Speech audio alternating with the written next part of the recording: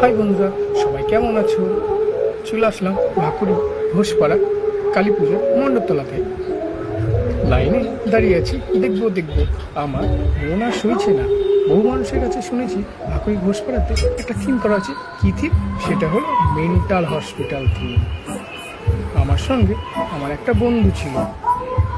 High বন্ধুরা, এটা বিক্রম। আমার একসাথে কাজ করি। এখানে অর্কেস্ট্রারও হচ্ছে, এই ফাঁকে অর্কেস্ট্রারও দেখছি। দেখতে পাচ্ছ? এই ফাঁকে চলো একবার কুটি কুটি পায়ে লাইনে দাঁড়িয়ে সঙ্গে থেকেও।